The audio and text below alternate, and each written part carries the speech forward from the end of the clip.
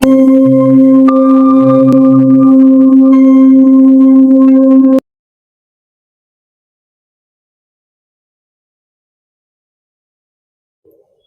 జీవితంలో ఎప్పుడూ తప్పు అనిపించిన ఒక భావం ఉంది.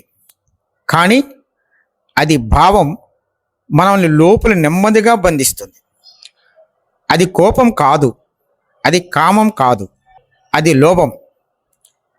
లోభం అంటే డబ్బు మీద ఆశ కాదు, వస్తువుల మీద పిచ్చి కాదు. లోభం అంటే ఇంకా కావాలి అనే మాట వెనుక దాగి ఉన్న భయం. ఈ సిరీస్లో మనం లోభాన్ని దోషిగా చూడం, శత్రుగా కూడా చూడం. మనం లోభాన్ని అర్థం చేసుకుంటాం. ఎందుకంటే అర్థం చేసుకున్న భావం ఎప్పుడూ బంధించదు. ఈ ప్రయాణంలో మీరు మీ లోపల ఉన్న భయాన్ని, పట్టుబాటును, అసంతృప్తిని నెమ్మదిగా గమనిస్తారు. గమనించిన చోటే మార్పు మొదలవుతుంది. ఇది బోధ కాదు, ఇది ఉపదేశం కాదు, ఇది స్మరణ. ముందుకెళ్దామా? సత్యం తెలుసుకోవాలంటే సబ్స్క్రైబ్ చేయండి, లైక్ చేయండి. లోభం ఎందుకు పుడుతుంది? ఆత్మ విస్తృతి నుంచి. లోభం అంటే ఎక్కువ కావాలని కోరిక మాత్రమే కాదు, ఉన్నదానితో సంతృప్తి లేకపోవడం, మనసు ఎప్పుడు తర్వాత అనే భావంలో ఉండడం. దురాశ అంటే కేవలం కావాలి. లోభం అంటే ఎక్కువ కావాలి కోరుకోవడం మాత్రమే కాదు, ఇప్పుడున్నది సరిపోదు అనే లోపల అసంతృప్తితో ఉంటుంది. ఆత్మశాంతి లేని చోట లోభం పుడుతుంది. లోభం అసంపూర్ణత నుంచి పుడుతుంది. కాబట్టి లోభం ఆత్మ స్వభావం కాదు, మనసు స్వభావం. ఈ కోరిక ఎక్కడి నుంచి వస్తుంది? ఈ కోరిక ఆత్మ నుండి వస్తుందా లేదా భయం నుండి వస్తుందా? దానికి సమాధానం పోతుందేమో అన్న భయం, తక్కువనైపోతానన్న భయం, ఇతరులతో పోల్చుకోవడం కూడా జరుగుతుంది. ఇవన్నీ ఆత్మవిశ్రుత లక్షణాలు. అంటే నేను అన్న భావం మరిచిపోయినప్పుడు జరుగుతుంది. ఆత్మస్మృతిలో ఉన్నవాడు పోలికలో జీవించడు, సంపూర్ణతతో జీవిస్తాడు. ఆత్మ విస్తృతి మరియు ఆత్మస్మృతి గురించి విస్తృతముగా వీడియో మధ్యలో తెలుసుకుందాం. ఇప్పుడు లోభం ఎందుకు కావాలి? నిజంగా అవసరమా లేదా లోపలున్న ఖాళీని నింపుకోవడానికా? అంటే ఆత్మ శూన్యతను అనుభవించదు, ఆత్మ విస్తృతి ఖాళీగా అనిపిస్తుంది. ఆ ఖాళీని వస్తువులతో నింపాలన్న ప్రయత్నమే లోభం. ఈ కోరిక ఎలా మారుతుందంటే, ఇది గమనించండి. ఈ కోరిక వచ్చిన తర్వాత నేను ప్రశాంతంగా ఉన్నానా లేదా అశాంతిగా అస్థిరంగా మారానా? అంటే శాంతిని దూరం చేసే ఏ కోరికైనా ఆత్మవిస్తృతి అంటే నేను అన్న భావం మరిచినప్పుడు లోనికి మారుతుంది. ఇది ఎంతకాలం ఉంటుంది? ఈ కోరిక తీరితే శాశ్వతంగా మాయమవుతుందా? అంటే ఆత్మ ఆనందం శాశ్వతం, ఆత్మానందం శాశ్వతం, లోభానందం తాత్కాలికం. అది నువ్వు గుర్తించేంత వరకు ఉంటుంది. నిజంగా ఎంత అవసరం? అవసరాన్ని మించి కోరుకుంటున్నానా? అంటే అవసరం అనేది జీవనానికి, కానీ లోభం మాత్రం భయానికి వస్తుంది. నేటి జీవితంలో లోభం ఎలా కనిపిస్తుందంటే, సంపద పెరిగిన శాంతి తగ్గడం, పోలిక వల్ల అసంతృప్తి పెరగడం, ఇంకా కావాలి అనే ఆలోచనతో మనసు అలసిపోవడం.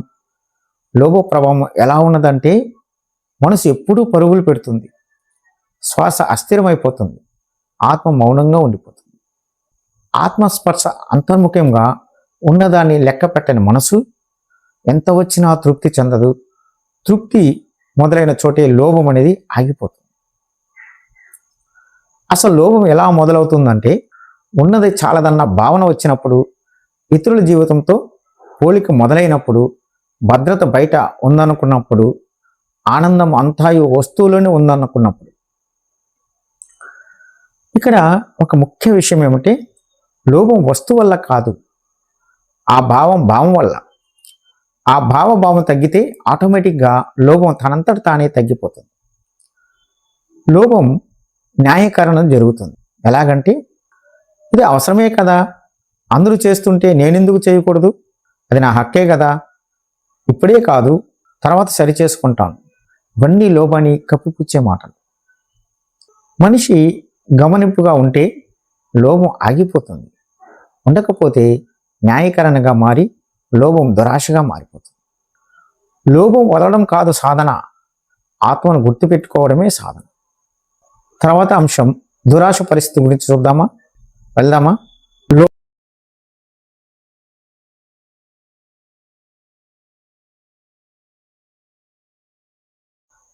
దురాశ పాపస్థితి ఎందుకు? దురాశ లేని దాన్ని కూడా ఏదైనా సరే సాధించాలన్న తపన, ఎలాగైనా తీసుకోవాలన్న బయట వచ్చేసిన లోభం, ఇది చర్యల్లో పద్ధతుల్లో కనిపించే స్థితి. లోభం కారణమైతే దురాశ ఫలితమవుతుంది, లోభం బీజమైతే దురాశ అనేది వృక్షం అవుతుంది. లోభం లేకుండా దురాశ పుట్టదు. లోభాన్ని గమనించకపోతే అదే దురాశగా మారి మన ప్రవర్తనను నడిపిస్తుంది. లోభం గమనించబడితే ఆగిపోతుంది, లోభం న్యాయీకరించబడితే దురాశగా మారుతుంది. లోభం న్యాయీకరణ జరుగుతుందంటే ఇప్పుడు తెలుసుకుందామా? మీ అంతరంగం ఏమనుకుందంటే, ఇది అవసరమే కదా, అందరూ చేస్తుంటే నేను ఎందుకు చేయకూడదు, ఇది నా హక్కే కదా, ఇప్పుడు కాదు తర్వాత సరి చేసుకుంటాను అని అనుకుంటారు. అదే న్యాయీకరణ. గమనింపు ఉంటే లోభం ఆగుతుంది, న్యాయీకరణగానే ఉంటే లోభం దురాశగా మారిపోతుంది. న్యాయీకరణ అనేది దురాశకు అనుమతి పత్రం లాంటిది. లోభం మనసులో పుడుతుంది, దురాశ మనసు ఇచ్చిన కారణాలతో బతుకుతుంది. దురాశ అంటే కేవలం కావాలి అనుకోవడం కాదు, ఉన్నది సరిపోదన్న భావన మనసులో మెల్లగా పుట్టినరోజు నుంచే దురాశ ప్రారంభమవుతుంది. అది డబ్బులో కనిపించవచ్చు, గౌరవంలో దాగి ఉండవచ్చు, లేదా సంబంధాల్లో నిశ్శబ్దంగా పెరగవచ్చు. దురాశ అనేది శబ్దం చేయదు, అది అరవదు, కానీ లోపల అసంతృప్తిని పెంచుతూ మనసును ఎప్పటికీ తృప్తి చెందనీయదు. ఉన్నది పొందాలన్న సుఖాన్ని మర్చిపోయి ఇంకా కావాలన్న తపనలో మనిషి తన ధర్మాన్ని కూడా నెమ్మదిగా రాజీ పడతాడు. అందుకే శాస్త్రం చెబుతుంది, దురాశ పాపానికి మూలం కాదు, అసంతృప్తి అనే అంధకారానికి మూలం. దురాశని గెలిచిన వాడు ప్రపంచాన్ని వదిలిపెట్టడు, కానీ ప్రపంచానికి బానిసగా ఉండడు. దురాశ అనేది లోభం ఆగలేక మనిషిని పట్టేసిన స్థితి. లోభం మాత్రం ఇది ఉంటే బాగుంటుంది అనుకుంటుంది, కానీ దురాశ ఎలాగైనా సరే ఇది నాకు కావాలని పట్టుకుని కూర్చుంటుంది. అక్కడే మనిషి పూర్తిగా తన వివేకాన్ని కోల్పోతాడు. దురాశ పుట్టే మూలస్థానం ఏమిటంటే భయం చేత, అంటే తర్వాత దొరికిపోతానన్న భయం, అసురక్షణ భావం అంటే అభద్రతా భావం వలన ఫీలింగ్ ఆఫ్ ఇన్సెక్యూరిటీ, ఇతరులు దానిపై కన్ను, ఆనందమంతా బయట ఉందన్న భ్రమలో ఉండడం. దురాశ మూలం ముఖ్యంగా అభయం లేకపోవడం, అంటే ల్యాక్ ఆఫ్ సెక్యూరిటీ, భద్రత లేకపోవడం. ఇవి అన్నీ దురాశ యొక్క మూలస్థానాలు. దురాశ పాపస్థితి అంటారు, ఎందుకంటే లోభం హెచ్చరిక మాత్రమే దురాశ చర్యగా మారిపోతుంది. న్యాయం పక్కన పెట్టడం వల్ల, ఇతరుల బాధను పట్టించుకుపోవడం వల్ల, సత్యాన్ని వక్రీకరించడం చెప్పడం వల్ల, అందువల్ల ఇక్కడ మనిషి ఆత్మస్థృతి పూర్తిగా కోల్పోతాడు, అంటే ఆత్మ విస్కృతిగా మారిపోతాడు. లోభం దురాశ ఎలా వేరవుతుంది అనుకుంటే, లోభం ఉన్నది చాలదన్న భావం, దురాశ ఎలాగైనా కావాలని ఆగని పట్టుదల. లోభం హెచ్చరికగా ఉండిపోతుంది, దురాశ పతనం దారితీస్తుంది. మెరుగుదలకు సూచనలు, లోటుపాట్లు కాదు, శుద్ధీకరణ చేసుకోవడానికి కొన్ని సూచనలు. శాస్త్రం ఆధారంగా కామః క్రోధః తదా లోభః తస్మాత్ ఏతత్రయం త్యాజత్. ఇవి శత్రువులు కాదు, నియంత్రణ కోల్పోతే మార్గభ్రంశకాలు, కాబట్టి విడిచిపెట్టాలి.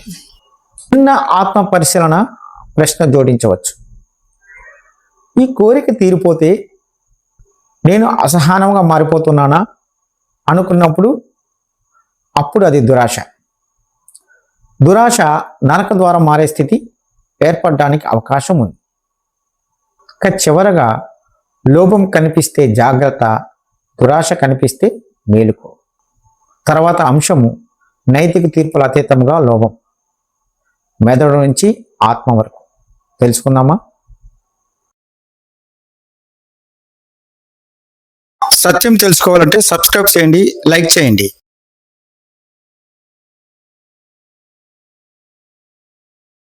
నైతిక తీర్పుకు అతీతంగా లోభం, మెదడు నుంచి ఆత్మ వరకు తెలుసుకుందాం.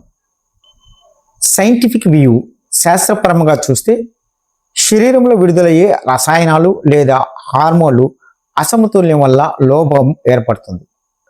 మన మెదడులో డోపమైన్ ఇంకా కావాలి అనిపిస్తుంది.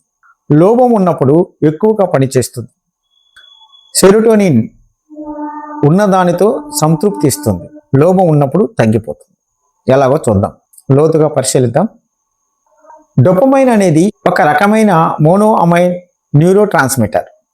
ఇది ఒక మెదడులో తయారవుతుంది మరియు ఆ మెదడులోని నాడీ కణాలకు మరియు మీ శరీరంలోని మిగిలిన భావాలకు సందేశాలను పంపే రసాయనిక దూతగా పనిచేస్తుంది. డోపమైన్ మంచి అనుభూతి కలిగించే హార్మోన్ అని పిలుస్తారు. ఇది మీకు ఆనందాన్ని ఇస్తుంది. మీరు ఆనందంగా ఉన్నప్పుడు ఏదైనా చేయాలనే ప్రేరణ కూడా ఇస్తుంది. మీరు ఏదైనా ఆహ్లాదంగా చేస్తున్నప్పుడు మీ మెదడు పెద్ద మొత్తంలో డోపమైన్ విడుదల చేస్తుంది. మీరు మంచిగా భావిస్తారు మరియు మీ అనుభూతి ఎక్కువగా కోరుకుంటారు. ఇక సెరోటిన్ మీ శరీరంలో అనేక పాత్రలను పోషిస్తుంది. వాటిలో నేర్చుకోవడం, జ్ఞాపక శక్తి, ఆనందం, అలాగే శరీర ఉష్ణోగ్రత, నిద్ర, లైంగిక ప్రవర్తనలు మరియు ఆకలిని నియంత్రించడం వంటివి ఉన్నాయి. తగినంత సెరోటిన్ లేకపోవడం వల్ల నిరాశ, ఆందోళన, ఉన్మాదం మరియు ఇతర ఆరోగ్య పరిస్థితుల్లో పాత్రను పోషిస్తుంది. సెరోటోనిన్ అనేది మెదడులో నాడీ కణాల మధ్య మరియు మీ శరీరం అంతటా మోసుకెళ్లే రసాయనం. మానసిక స్థితి, నిద్ర, జీర్ణక్రియ, వికారం, గాయం మానడం, ఎముకల ఆరోగ్యం, రక్తం గడ్డగట్టడం మరియు లైంగిక కోరిక వంటి శరీర విధుల్లో సెరోటోనిన్ కీలక పాత్ర పోషిస్తుంది. సెరోటోనిన్ స్థాయిలు చాలా తక్కువగా లేదా చాలా ఎక్కువగా ఉంటే శారీరక, మానసిక ఆరోగ్య సమస్యలు వస్తాయి. తత్ఫలితంగా ఎంత పొందినా ఇంకా అనే లోటు మెదడు ఎప్పుడు భవిష్యత్తుని అంటే ఫ్యూచర్ని జీవిస్తుంది. ప్రస్తుతం క్షణం గురించి కానీ జీవించడం చాలా తక్కువ. అంటే ప్రస్తుత క్షణం ప్రజెంట్ మిస్ అవుతూ ఉంటుంది. భవిష్యత్తులో బ్రతికే మెదడుకు వర్తమానం చాలా భారముగా, భరించలేనిదిగా అనిపిస్తుంది. అంటే దురాశ కలిగినప్పుడు శరీరంలో డోపమైన్ ఎక్కువ పెరుగుతుంది. ఆటోమేటిక్గా సెరోటిన్ తగ్గిపోతుంది. దీని కారణంగా రసాయనాలు లేదా హార్మోన్లు అసమతుల్యం వల్ల మనిషి భవిష్యత్తు ఆశాజీవిగా ఊడిపోతూ ఆనందమైకంలోకి వెళ్ళిపోతాడు. తత్ఫలితముగా మానసిక ఆందోళనకు గురవుతాడు. ఇప్పుడు అర్థమైంది అనుకుంటాను. శారీరక పరంగా లోభం అంటే అసమతుల్యాలు ఏర్పడతాయి. శాస్త్రం చెప్పేది ఏమిస్తుందంటే దురాశ అంటే అధిక కోరిక కాదు, అది అసంతృప్తమైన సర్క్యూట్ లేకపోవడం. దురాశ అనేది కోరిక కాదు, అది మెదడు యొక్క సమయ రుగ్మత వల్ల ఏర్పడుతుంది. శాస్త్రీయపరంగా అర్థమైంది అనుకుంటాను. లోభము కావాలనే కోరిక ఇంతకు ముందు అనుకున్నాం, కానీ కాదు. ఇది చాలామందికి షాక్ అవుతుంది అనుకుంటాను. ఇది నిజం. లోపము భవిష్యత్తు లోటుని ఇప్పుడే నింపే ప్రయత్నం చేస్తూ ఉంటుంది. లోభి మెదడు ప్రస్తుతం జీవించదు, అది రేపటి భయాన్ని నిల్వ చేస్తుంది. లోభం అంతరంగంలో గుర్తించే విధానం ఎలా ఉంటుందంటే తక్కువ అనిపించడం, ఇతరులు పొందిన సంపద లేదా వస్తువులపై ఆసక్తి చూపించడం మరియు ఇబ్బందిగా ఉండడం, సంతృప్తి లేకపోవడం వల్ల మరియు ఎప్పుడు ఎక్కువగా కోరుకోవడం, సమస్యలు వచ్చినప్పుడు భయపడడం లేదా కోపం చెందడం అనేది ఇలాంటివి జరుగుతూ ఉంటుంది. లోపం అంతరంగంలో గుర్తించే విధానం ఇప్పుడు చెప్పిన విధంగా ఉంటుంది. మనిషి ఎందుకు వదులుకోలేకపోతున్నాడంటే వదిలేసి నేను తగ్గిపోతానన్న భయమా? కాదు, ఇది అహంకారం. ఆత్మ ఎప్పుడూ తగ్గదు, ఆత్మ సంపూర్ణం. కాబట్టి వదులుకోవడమే ఆత్మస్మృతికి ద్వారం. ఈ కోరిక వచ్చినప్పుడు 10 సెకండ్లు శ్వాసపై ఉండండి. శాంతి పెరిగితే అవసరం, అశాంతి పెరిగితే క్రోధం. లోభం అర్థం చేసుకున్న రోజే వదులుకోవడం మొదలవుతుంది. ఇక ఆత్మస్మృతి, ఆత్మ విస్తృతి గురించి విపులంగా తెలుసుకుందామా? ఇది తప్పక తెలుసుకోవాల్సిన వ్యవహారం.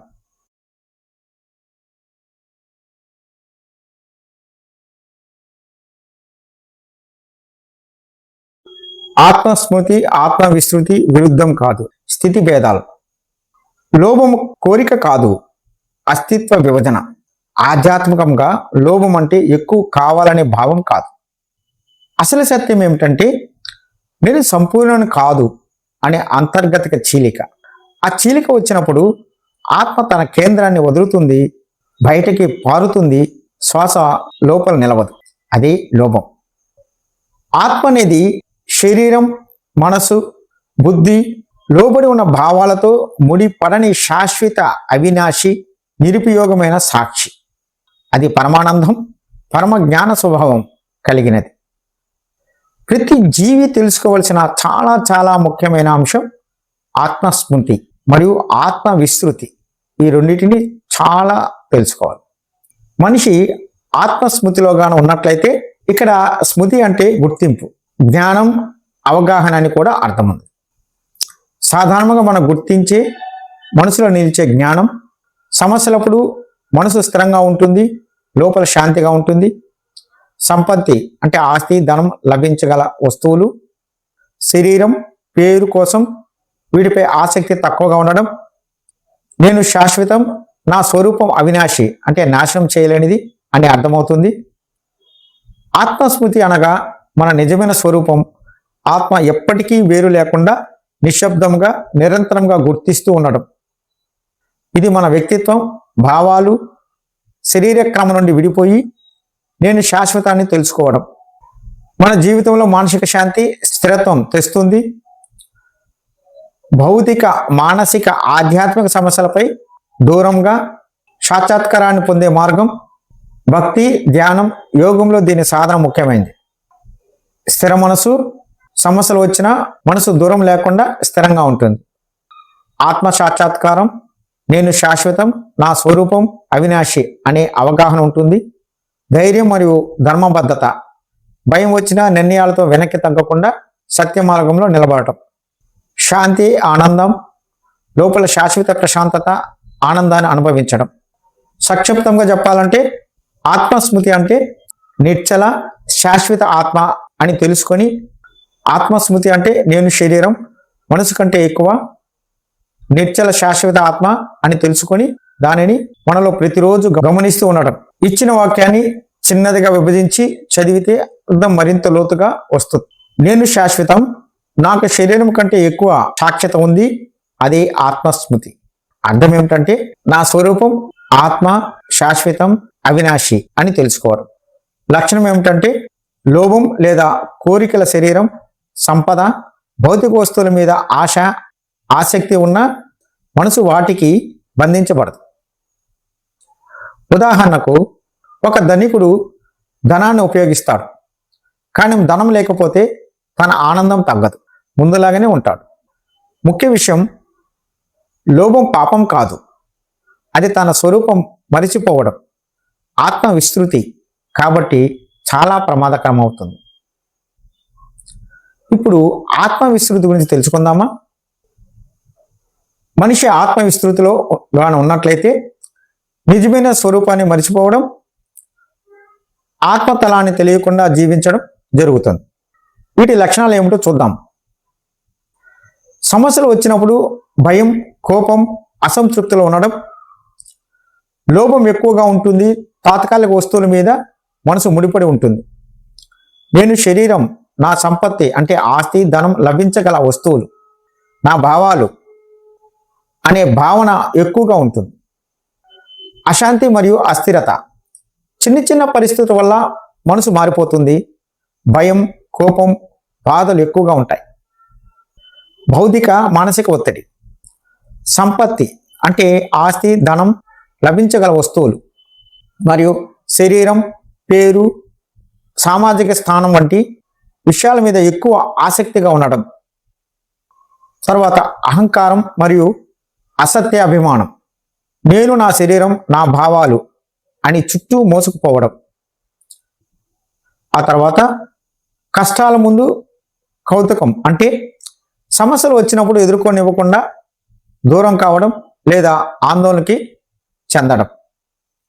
సంకలన శక్తి లేమి. జీవిత లక్ష్యం లేదా ఉద్దేశం స్పష్టంగా ఉండదు. సంక్షిప్తంగా చెప్పాలంటే నేను శరీరం, నా భావాలు, సంపత్తి ఇవే నేను అని భ్రమలో ఉండడం. ఇక్కడ సంపత్తి అనేది డబ్బు, భూమి, బంగారం మాత్రమే కాదు. శాస్త్రీయ అర్థంలో సంపత్ అంటే మనసును కట్టుపడేసిన ఏదైనా సరే. ఇక లోభం పాపం కాదు, ఆత్మవిస్మృతికి లక్షణం. అర్థం ఏమంటే లోభం కోరికల స్వరూపం. మనిషిన వ్యక్తిలో తక్కువ బుద్ధి, అస్థిరత, భయాలు, అసంతృప్తిని కలిగిస్తాయి. లక్షణం ఏమంటే మనం నేను శరీరం, నా సంపత్తి, నా భావాలు అని భావిస్తే లోభం మనలో ఆత్మ విస్మృతికి లక్షణముగా మారుతుంది. ప్రభావం. లోభం పాపం అంటే దాని వలన మన ఆత్మను నశింపజేస్తుంది. కానీ ఆత్మస్మృతి ఉన్నప్పుడు లోభం మనను కబలించదు, కట్టిపడేయదు.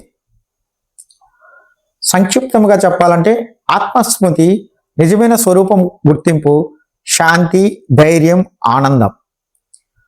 ఆత్మవిస్మృతి స్వరూపం మరిచివేత, కలత, కోపం, అసంతృప్తి ఏర్పడతాయి. మెదడులో సమయభ్రాంతి, అస్థిరత్వంలో విభజనగా మారుతుంది.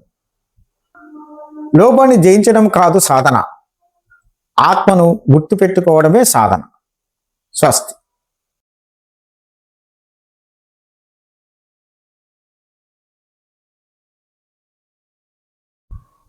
లోభం నీకు శత్రువు కాదు, అది నీలో ఏదో మరిచిపోయిన దానికి సంకేతం. దురాశ పాపంగా కనిపిస్తుంది కానీ దాని మూల శిక్ష కాదు, అవగాహన లేకపోవడమే.